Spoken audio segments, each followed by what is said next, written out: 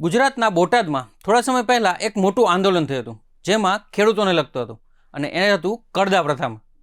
પરંતુ જ્યારે ગુજરાતની વિધાનસભામાં સરકારને આ મામલે પૂછવામાં આવ્યું કે ખેડૂતો પર કડદા પ્રથા થાય છે કે નહીં, ત્યારે સરકારે જે જવાબ આપ્યો તે જાણીને તમે પણ ચોંકી જશો. સરકારે એવું કહ્યું છે કે અમને આ વિશે કંઈ જાણ નથી. આ તો વળી કેવી વાત થઈ? મોટું આંદોલન થયું, એફઆઈઆર થઈ અને ઘણા નેતા અને ખેડૂતોને જેલ હવાલે પણ કરવામાં આવ્યા. છતાં પણ સરકાર એવું કહી રહી છે કે અમને આ વિશે કંઈ જાણ જ નથી. આ તો એવું જ કહેવાય કે આંખ આડે પાટા બાંધી લીધા છે સરકારે. આ સવાલ છે એ ગોપાલ ઇટાલિયા, આપના જે નેતા છે, એના દ્વારા વિધાનસભામાં પૂછવામાં આવ્યો હતો. તો આ મુદ્દા ઉપર ગોપાલ ઇટાલિયાએ શું કહ્યું, આવો જાણીએ વિગતવાર આ વિડીયોમાં. નમસ્કાર, આપ જોઈ રહ્યા છો બેનિફિટ ન્યૂઝ અને હું છું મહેશ. આજે તારાંકિત પ્રશ્ન ક્રમાંક 165 થી મેં સરકારને એક પ્રશ્ન પૂછ્યો હતો.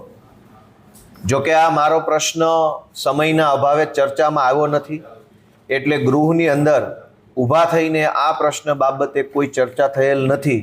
પરંતુ સરકારનો જે જવાબ આવ્યો છે એ જવાબ ઉપર ગુજરાતની જનતાનું ધ્યાન દોરવા માંગુ છું કે મેં એવો પ્રશ્ન પૂછ્યો તો હું વાંચી સંભળાવું છું કે ખેતીવાડી ઉત્પન્ન બજાર સમિતિ એટલે કે માર્કેટિંગ યાર્ડ બોટાદમાં પોતાની જણસ વેચવા આવતા ખેડૂતો સાથે જણસીના ભાવમાં ભાવફેર થાય છે તે હકીકતથી સરકાર વાકેફ છે કે કેમ?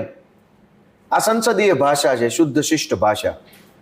કાઠિયાવાડીમાં કહેવું હોય તો બોટાદના યાર્ડમાં ખેડૂતો સાથે કડદો થાય છે, એ વાતની સરકારને જાણ છે?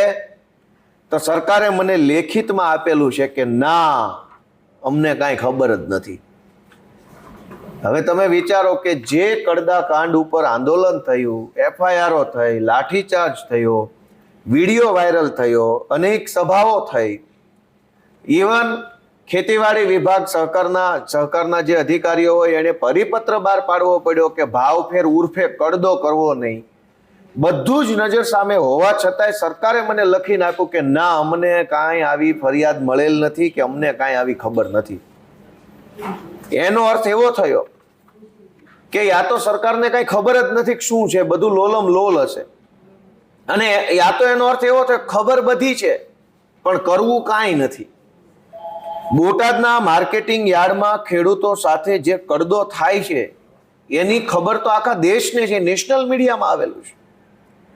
તેમ છતાંય આજે મેં બીજો પ્રશ્ન પૂછ્યો કે આવો ભાવફેર ઉર્ફે કડદો કરનારાઓની વિરુદ્ધમાં શું કાર્યવાહી કરવામાં આવી? તો સરકારનો જવાબ છે કે પ્રશ્ન ઉપસ્થિત થતો નથી. શું કામ? તો કે અમે કંઈ કરવા માંગતા નથી. એટલે આજે અત્યંત દુઃખ દુર્ભાગ્ય સાથે કહેવું પડે કે બોટાદના માર્કેટિંગ યાર્ડમાં થયેલા કડદા બાબતે સરકારને કાંઈ ખબર નથી, કોઈ ફરિયાદ માહિતી કાંઈ છે જ નહીં.